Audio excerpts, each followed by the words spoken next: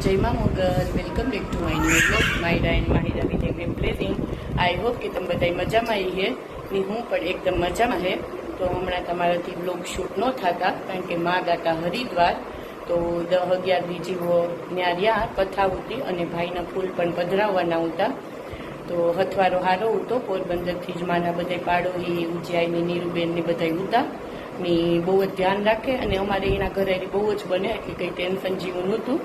તો માં એના ગાતા અને એક આવતા રહ્યા પણ પોરબંદર હજે આને આવ્યા એટલી થોડીક તાણ પડતી એટલે બ્લોગ પણ શૂટ ન થતા.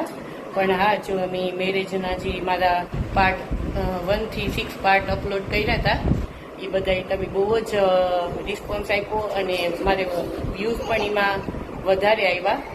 તો એ માટે થેન્ક યુ બધાને અને સબસ્ક્રાઈબર પણ થોડાક મારે વધેગા કે વિડીયોમાં વ્યૂઝ વધારે આવે તો ખુશ થાય. તો બહુ મજા આવે ગઈ. અને બીજું કે અમારે એવું હતું કે મારા 3 ભાઈઓના લગ્ન હારે થયા હતા, ભીમના 2 ભાઈઓ અને કારણ કે મારા નણંદને તો કાકાજી હવરાની દીકરીના લગ્ન હતા. તો 4ના લગ્ન અમે હારી કર્યા હતા. તો એમાં એવું છે કે મારે દાંડિયા રાસનો પાર્ટ અને રિસેપ્શનનો પાર્ટ અલગ સીડીમાં છે. અમારા મેરેજને હારી જોઈન્ટને તો અમારે એવું છે કે બધાની સીડી ઘેર પોતપોતાને છે. મારા જેઠના મેરેજની સીડી એના ઘેર, મારા મેરેજની અમારે ઘેર અને મારા દેરના લગ્નની એને ઘેર, નણંદના લગ્નની એને ઘેરની જે રિસેપ્શનની ને દાંડિયા રસની સીડી છે ને એ હે મારા હાહુ હવરા પાસે હતી એટલે મીન્સ કે રાજકોટ પડી હતી. તો કારણ કે એ ભાગ મેં હજી અપલોડ નથી કર્યા તો મેં રાજકોટથી પાર્સલ મગાવી લીધું, લગભગ આજ આવે ચાહે તો 1-2 દીમાં એ એવું સ્ટાર્ટ થાય પાર્ટ ને કારણ કે વિડીયો ડેલી રૂટીનના બ્લોગ ઓછા બને તો હમણાં એ બધું ચાલુ કર્યું તો સારો રિસ્પોન્સ મળે. તો એવું નેક્સ્ટ પાર્ટમાં આવીએ. પહેલાં દાંડિયા રસના પાર્ટ લગભગ 2-3 છે તો એ આવીએ ને પછી આવીએ રિસેપ્શનમાં. તો તમે એમાં પણ એવો રિસ્પોન્સ આપજો અને જો વિડીયો પસંદ આવે તમને તો કોમેન્ટ તો જરૂરથી કરતા રહીજો. તો જો અટાને વાગ્યો 1 વાગ્યા જેવો ટાઈમ થયો. મેં 2 બટેટાની ખીચડી બનાવી એ તમારી રેસીપી શેર કરી કારણ કે આ છે મંગળવાર. તો હા, બધાને જયમાં મોગલ. તો હું ભીમભાઈ મંગળવાર રહીએ તો આ ફરાળ જ બનાવવાનો સોરી હતો તો ફરાળ બનાવી લીધો વહેલો. એ હુત્યું દીધા હતા તો એ ક્લિપ હું આમાં નાખી દે અને તમને એ કેવો લાગ્યો એ પણ કોમેન્ટ કરજો. ને માયરા ને માહિરા 2 રમે. જો દિવિશા દીદી એને આવ્યા હતી, હાલો બતાવો તમને. પહેલાં તમને દેખાડા આખા ઘરમાં રમકડા ઉડાડ્યા અને એ બેઠ્યું 2 ઘોડિયામાં. તો હમણાં એવી એવા થઈ ગયું કે ઘોડિયામાં 2 બેહે જાય ને પછી કહે કે મને હિંચકાવો.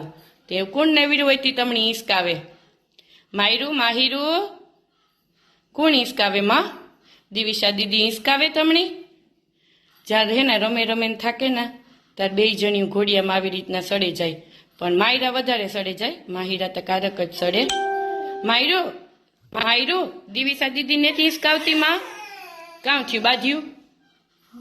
બાંધ્યું હાથ મોયડો કેની માં કાંઈ? માયરું દિવિશા દીદીને દોરી દે હિંચકાવે, દોરી ગોતે દેતા. જો માયરા ઈ કહે કે મમ્મા મને હિંચકાવે. હિંચકામ સડે જાય ને પછી દોરી દે ને ઈ કે બા બધાને પાછું ઈ કહે ઈને જ હિંચકાવવાનું. ઈ જો દિવિશા હિંચકાવતી હોય ને તો એને મરજી થાય કે મમ્મા હિંચકાવે તો હું રહોડામાં હોય તો ઈ કે બા અને ડેડી હોય તો ઈ કે કોણ હિંચકાવે માં? દિવિશા દોરી મૂકી દેતા હમણાં કહે કોણ હિંચકાવે તોણી? બા અમાર માહિરાની તો ઈ કાંઈ ન હોય. કાંઈ માંગલું માં દીકો તો ડાયો હે. બાધો માં મારો માહિરો નો કાંઈ કરે નો, ડાયો હે. હા દિવિશા રાવા દેતા કામ કે હું હિંચકાવા મમ્મા હિંચકાવે. દિવિશા તું હિંચકાવતો જાતો. દિવિશા દીદી હિંચકાવે, મમ્માને કામ હે દીકરા. દિવિશા દીદી તો તને હિંચકાવે. મમ્મા ફ્રી નથી બેટા. જો માહિરા તો કેવી રીતના વ્યવસ્થિત બેઠી. હા જો દિવિશા હિંચકાવતો નો એ ખુશ થઈ ગઈ. જોવો એમ કે તું જ હિંચકાવી. આ હું હિંચકાવા મારી દીકાને. હો મમ્મા હિંચકાવે, હાલો હિંચકાવે.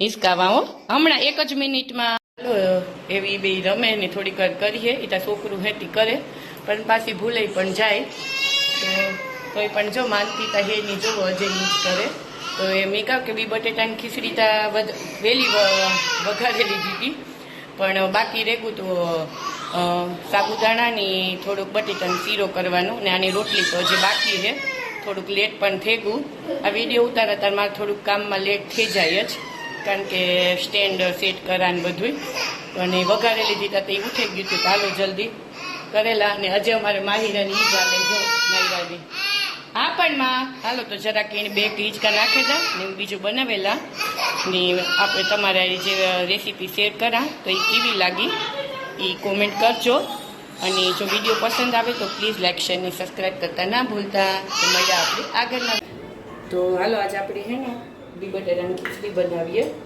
તો રેસીપી તમારા આઈડી શેર કરા જો તમને પસંદ આવે તો આવી રીતના ટ્રાય કરજો તો એ માટે આપણે તેલ મૂકી દીધું અને બી બટેટાની ખીચડી હું પહેલાં બનાવતી હમણાં તો કેટલા ટાઈમથી નથી બનાવી આ છે અમારે મંગળવાર તો મેં કીધું હાલો આજ ટ્રાય કરા મેં છોકરીઓની તો રોટલી કરે દે ને સૂકી ભાજીની એવું બધું આવીએ તો તેલ થઈ જાય તો આપણે તેલ ગરમ થવા મૂક્યું ને કામ સામગ્રી જોઈએ એને તમને બતાવવા તો એટલા લીધા મેં સિંગદાણા કૂટળીને ક્રશ કરી નાખ્યા એટલા લીધા મરચાં બહુ તીખા નહીં કારણ કે અમારા ઘરમાં તીખું ઓછું ખાય એટલા લીધા ટમેટા ઓપ્શનલ છે તમારે લેવા હોય તો લે હગો બાકી કંઈ ટમેટાની જરૂર ન હોય સૂકી ભાજીમાં લગભગ અમુક ટમેટા યુઝ નથી કરતા પણ હું કરા અને એટલા લીધા બટેટા તો પહેલાં આપણે તેલ થઈ જાય એટલે જીરાથી એનો વઘાર કર્યું જીરું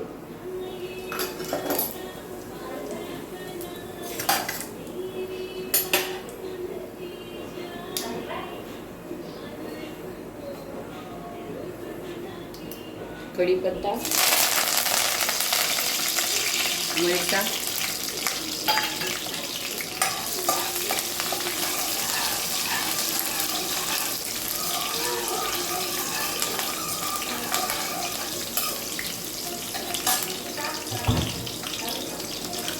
હા તમને બતાવતા ભૂલે ગઈ હતી થોડાક સિંગદાણા પણ આપણી ખાલી કૂટડા વગરના કે ક્રશ કર્યા વગરના થોડાક ટેસ્ટ માટે કારણ કે સૂકી ભાજીમાં સિંગદાણા સારા લાગે થોડાક ઈ પણ નાખ્યું બહુ ઝાઝા નહીં નાખીએ તો થોડાક એટલા તો મરચાં નાખીને પછી સિંગદાણા નાખ્યું અને 2 મિનિટ આપણે એને આવી રીતના સિંગદાણા જરાક લાલ પડતા થાય એ પ્રમાણે આપણે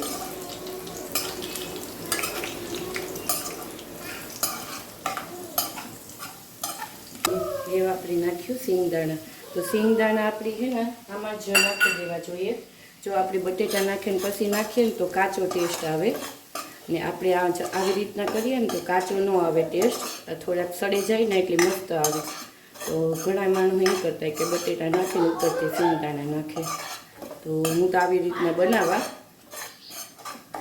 તમે કેવી રીતના બનાવો એ કોમેન્ટ કરજો તો ધીમો આપણે હાવ સ્લો ગેસ રાખ્યો કારણ કે એના કરતાં બળી જાય એટલે 2-3 મિનિટ આવી રીતના હલાવતા જ રહીશું ધીમો સ્લો ગેસમાં ફાસ્ટ ગેસમાં કારણ કે બળી જાય અને તેલ પણ છે ને હજી સિંગદાણામાં હોય છૂટું પડે જાય ધ્યાન નાખ્યું બાફવામાં પણ નાખ્યું હતું તો આમાં થોડુંક મીઠું નાખી દે ને પાછું આપણે બટેટા નાખ્યું તાર થોડુંક નાખી દે તો એવા આપણે બફાઈ ગયા ને હેવ નાખી દીધું ટમેટા કારણ કે બહુ પાકેલા હોય એટલે બહુ સડવા નહીં દઈએ હળદર ઓપ્શનલ છે પણ હું તો હળદર નાખા એટલે થોડીક હળદર નાખી દે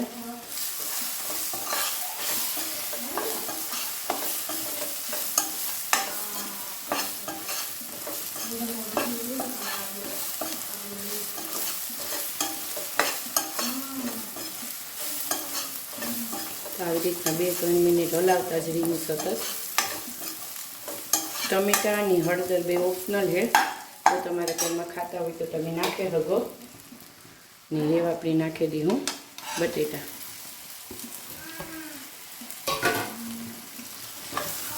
અને થોડુંક મીઠું પણ નાખ્યું અને બટેટા બાફીને થોડાક ઠંડા થવા દેવાના, કારણ કે ઠંડા હોય ને તો સૂંદો ન થઈ જાય તો ખાવાની પણ મજા આવે.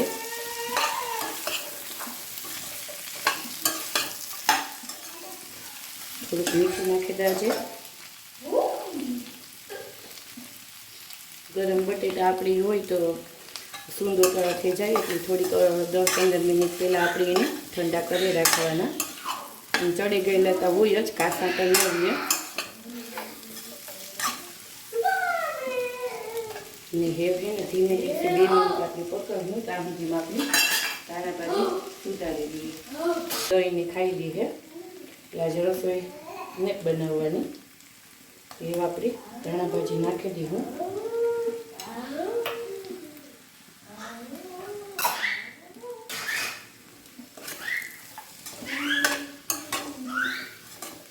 ધાણા ભાજી નાખે થોડીક હલાવું તો થઈ ગઈ રેડી આપણી બી બટેટાની ખીચડી. તો તમે કોમેન્ટ કરજો કેવી તમને લાગી.